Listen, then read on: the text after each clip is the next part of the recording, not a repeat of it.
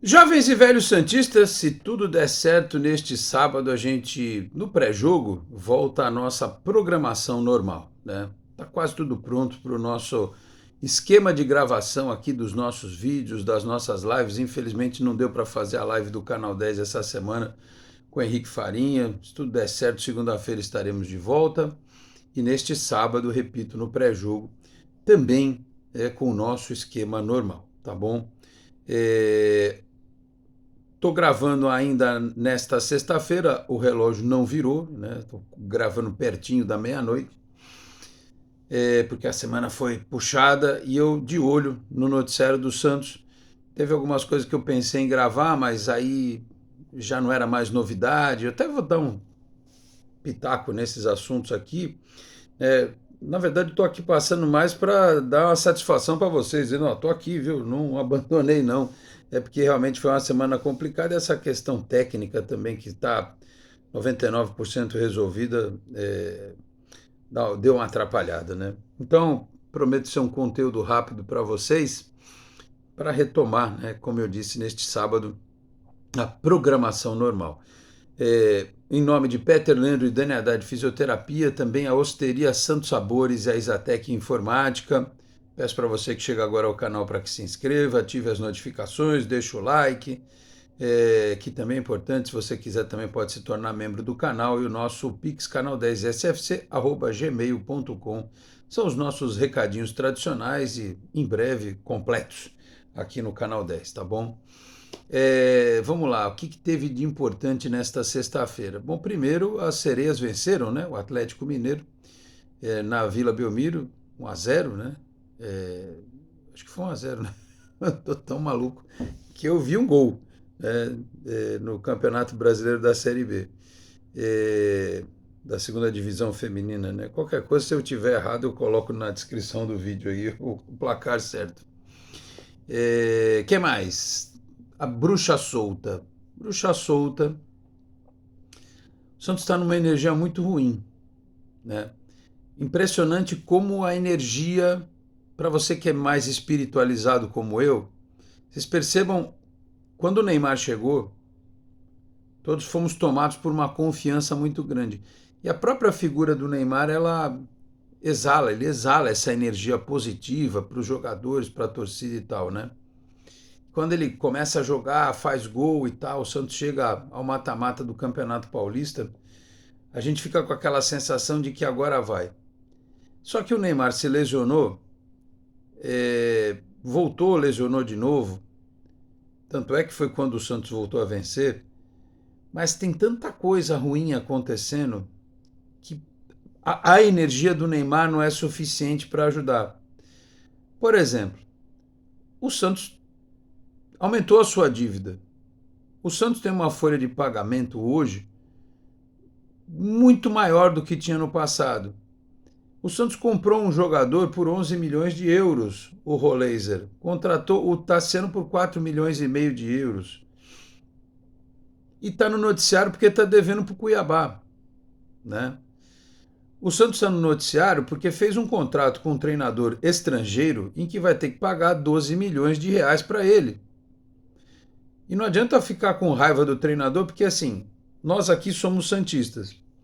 Se você, por exemplo, recebesse uma proposta profissional para trabalhar no Palmeiras, no São Paulo, no Corinthians, se você fosse um profissional do futebol, né? Você não ia botar uma multa no seu contrato? O Caixinha não era torcedor do Santos, como todos os outros treinadores para os quais o Santos está pagando salários do passado também não eram. Então nós temos essa visão. O profissional não. O profissional estrangeiro, eu me lembro sempre da história do salário do Angulo, né? Que pensava, é muito caro, o Angulo ganha 500 mil por mês e tal. Não, o cara ganhava 100 mil dólares. Para um jogador estrangeiro, 100 mil dólares. É que aqui o peso é outro, né? Do dinheiro. Errado foi quem assinou por esta multa, né? Por este valor. Mas bateu o desespero, né? Porque o planejamento estava atrasado e o CEO queria chegar chegando, acreditando que o Caixinha ia ficar aí muito tempo. E aí assinaram esse contrato com ele, essa multa, que pode até complicar a vida do Santos quando o assunto for contratar jogadores mais à frente, né? Porque multa é problema com o treinador da Transferban também. E tudo isso foi sob a gestão de Marcelo Teixeira. Ele que permitiu que o CEO contratasse, ele assinou, no final das contas, a responsabilidade é dele, né? Pela multa do Caixinha, pelo não pagamento do Cuiabá, por terem contratado um cara como o Patrick, por não terem conseguido passar o Furt para frente, ele sentou no contrato e lá está. Sinceramente, eu acho o seguinte, se o cara tem contrato, vai trocar de treinador, o que tá pegando? Bota o cara aí para jogar, porra. Bota ele aí no elenco. Sabe? Deixa aí, deixa eu treinando com os outros. Ah, paga para não usar? Pelo menos bota ele lá, né? Vai que eventualmente precisa, enfim. E aí esse clima, né? Que de vez em quando é quebrado por uma notícia assim, olha, o conselho vai assinar a nova Vila Belmiro, vai confirmar e coisa e tal. Olha, tivemos uma reunião em Brasília para comprar o CT Rei Pelé, sempre essas coisas que surgem, né? Para tentar dar uma amenizada. Mas aí, meus caros, aí a energia ruim, ela se sobrepõe, né? Infelizmente, aí você vê, baixaram o preço dos ingressos para domingo 8h30 contra o Bragantino. Procura tá baixa. O torcedor não confia, o torcedor não acredita, né? O número de sócios que bateu 75 mil já está diminuindo, já caiu. Por quê? Porque o torcedor não acredita, o torcedor não confia. E não é no Neymar, e não é no treinador que está lá, também pode ser, mas o principal é não acreditar na gestão, né? Não acreditar nos homens. Eles estão tendo que se desdobrar. Imagino que tenham boa vontade, mas talvez não tenham o conhecimento necessário para fazer o que tem que fazer e a confiança depositada em pessoas que não têm capacidade para fazer o que um time profissional precisa, né? Parentes, amigos, uma coisa meio que, sabe, um grupinho fechado. Ah, mas trouxemos o CEO, tá? O CEO indicado pela Federação Paulista de Futebol e tal. É difícil. E aí essa energia ruim começa a contaminar o campo. Só nesta sexta-feira nós tivemos as notícias de que o Tassiano e o Bom Tempo não vão jogar, né? Por lesões musculares. E aí junta com mais uma coisa que surgiu aí essa semana, que eu tinha dito que ia falar e não falei, que é a história do Neymar ter vazado uma suposta escalação.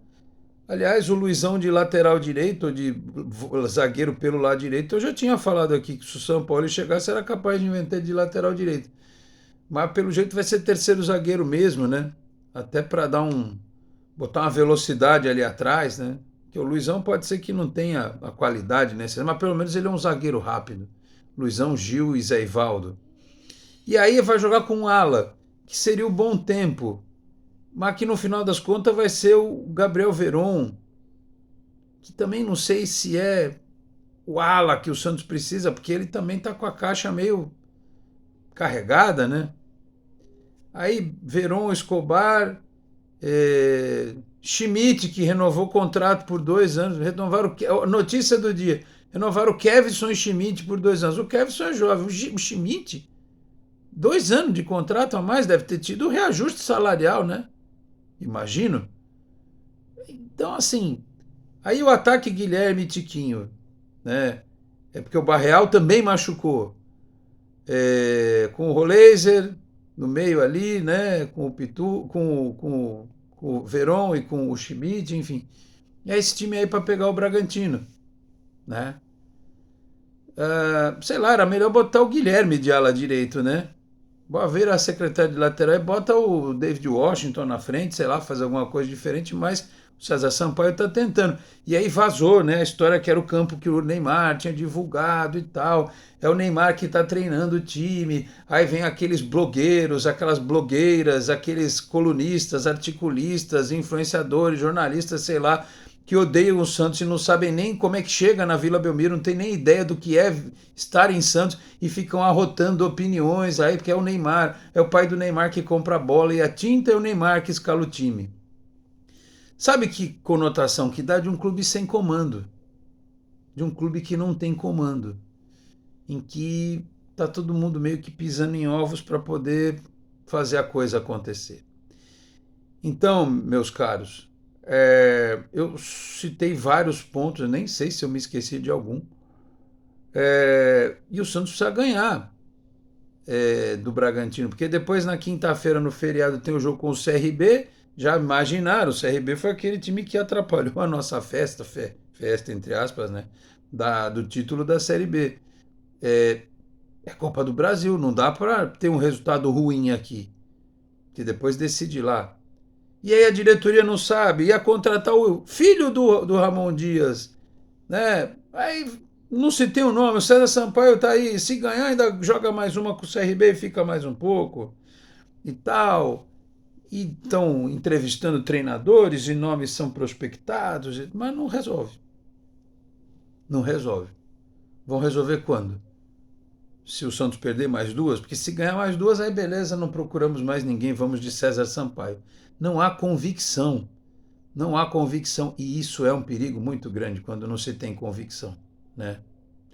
Eu sei que o clube não tem dinheiro, que o clube tem problemas, que o clube tem pessoas erradas em posições estratégicas.